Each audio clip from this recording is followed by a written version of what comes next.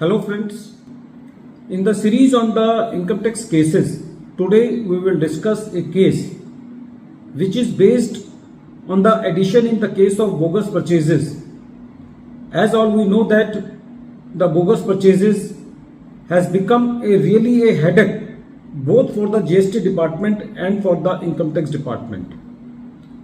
As far as the income tax department is concerned, generally it has been seen that the income tax department tried to tax the amount of the bogus purchases by opening the cases of the assessee under section 148, and in a number of the cases it has been seen that whatever the submission the assessee is giving to the income tax department, the department is taking or adding the full amount of the bogus purchases under section 69C. But now some rational decisions are also coming from the National Faceless Assessment Center, in which they are not adding the whole amount, but they are adding in some cases 25% or 12.5% of the bogus purchases into the income of the assessee. And the reason for taking some rate for the addition into the income of the assessee is that the revenue is of the opinion that when these type of purchases are made, they are made at some less rate, so the assessee is earning some more profit on them, so some addition is justified. The issue before the Honorable Chandigarh ITAT B bench in the present case was that where the assessee is able to demonstrate in the assessment proceedings that the alleged bogus purchases which has been booked into the accounts of the assessee are at market rate or less than market rate, so whether in that case some percentage based addition is justified. This issue has been taken up in the case of Prime Steel Industries Private Limited versus Deputy Commissioner of Income Tax, and this case is reported in 123 ITR Tribunal at page number 107.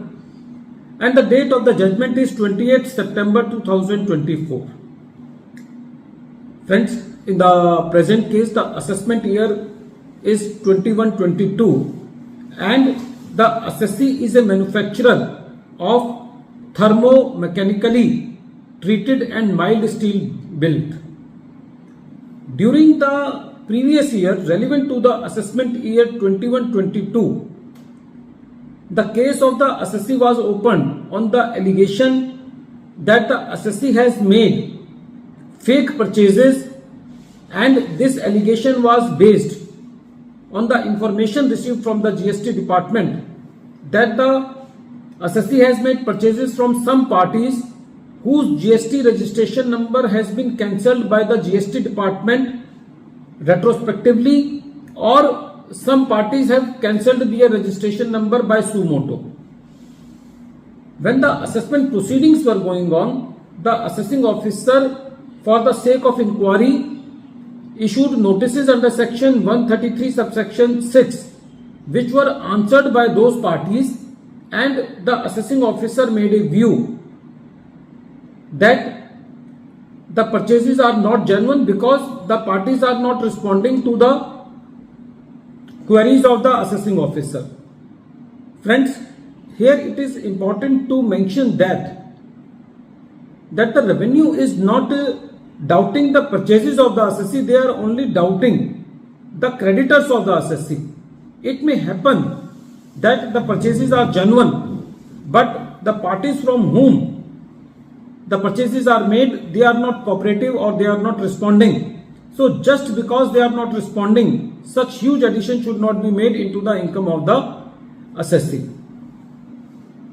The assessing officer rejected the books of accounts of the assessee in the present case and made an addition of 12.5% as profit embedded in bogus transactions. When this matter was before the CIT appeal, the CIT appeal has two findings. First of all, that the books are complete. There is no requirement for the rejection of the books of accounts of the assessee, and the assessee has demonstrated that the alleged bogus purchases are either at market rate or below the market rate, but the CIT appeal restricted the addition from 12.5% to 5.94%. When this addition was restricted to 5.94% by the Honorable CIT appeal, the revenue and the assessee both filed the appeal before the tribunal. When this matter was heard before the tribunal said that in the present case, there is no reason to sustain any addition made on the ground, since at such rate comparable to the purchases made in the books of accounts, the rates are either at par or below the market rates or the rate which are related to the other purchases of the assessee. So there is no possibility of earning any extra income from there, that is from the so-called profit embedded purchases. So the tribunal was of the considered view that the finding of the CIT appeal to sustain the addition to 5.94% is not sustainable. So whatever the addition was sustained by the Honorable CIT appeal in the present case, that was to the extent of 5.94%, that was deleted by the tribunal. At the end of this video, once again I am repeating the name of the case. The name of the case is Prime Steel Industries Private Limited versus Deputy Commissioner of Income Tax, and this case is reported in 123 ITR Tribunal at page number 107, and the date of the judgment is 20th September 2024. Thank you, friends.